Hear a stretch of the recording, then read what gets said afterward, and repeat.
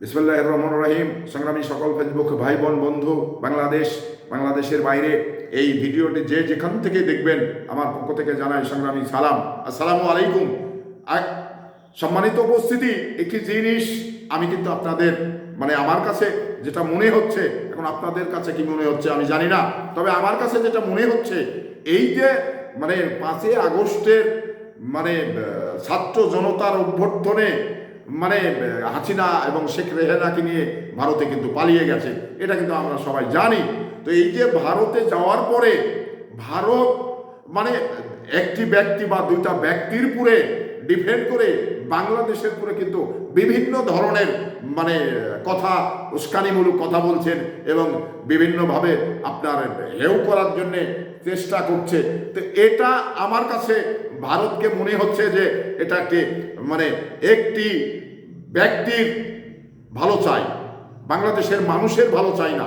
মানুষের ভালো যদি চাইতোই তাহলে দেখলেন আপনারা এই যে চাঁপাইনবাবগঞ্জ যে সীমান্ত এলাকা আছে, ওই সীমান্ত এলাকায়, কারণ ভারতে বাংলাদেশের যে বিরাজমান সমস্যাগুলো, এটা কিন্তু ভারত কিন্তু উস্কিয়ে দিচ্ছে।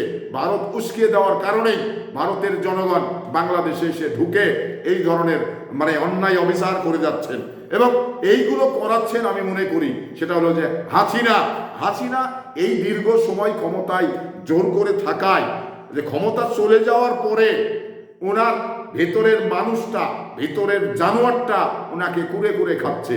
কারণ এই ক্ষোভটা উনি সহ্য করতে পারছেন না। এ কারণেই ভারতকে উস্কিয়ে দিয়ে বিভিন্ন কাজগুলো করে নিতে চাচ্ছেন।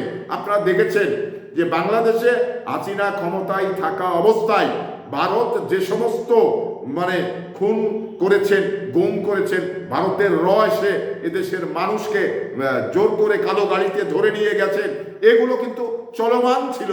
তো এখানে এই হাসিনা পালিয়ে যাওয়ার পরে আমি মনে করি যে ভারতের বড় কিছু ক্ষতি হয়ে গেছে, যার কারণে এই ক্ষতি সামাল দেওয়ার না পারার কারণেই তারা কিন্তু এই ধরনের কামগুলো করছেন।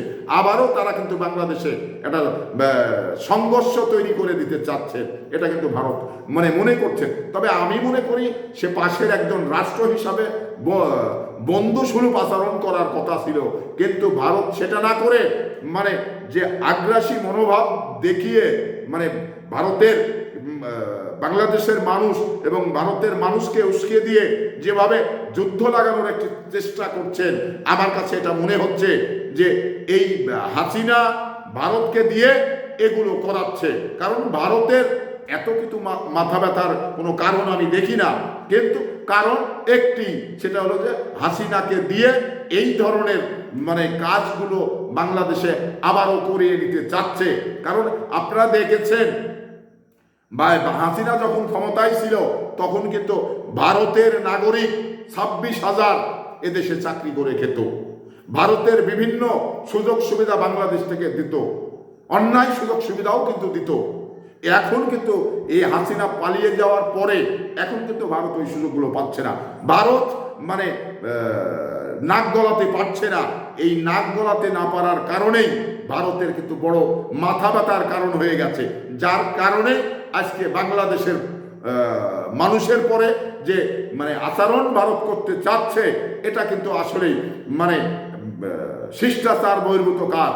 এই কাজগুলো একজন রাষ্ট্রপ্রধান, এটা কোনো রাষ্ট্রের প্রতি এই ধরনের বিরূপ আচরণ করতে পারে না আমি মনে করি। তো এটা কেন করছে, সেটা করার পিছনে কারণ হলো যে ভারতের সকল সুযোগ সুবিধা থেকে ভারত বঞ্চিত হতে যাচ্ছে। এটা কিন্তু আপনারা দেখেছেন। বাংলাদেশের যে এখন ব্যবসাগুলো, সেটা চীনে চলে গেছেন, ব্যবসাগুলো ভারতে চলে গেছেন, বিভিন্ন ভারত বাদ দিয়ে যে সমস্ত রাষ্ট্রগুলো আছে সেগুলোতে বাংলাদেশের ব্যবসাগুলো চলে গেছে, যার কারণে এটা ভারত মেনে নিতে পারছে না, মেনে নিতে কষ্ট হচ্ছে। আর এই কষ্টের কারণেই এই ধরনের কাজগুলো করছে আমি মনে করি।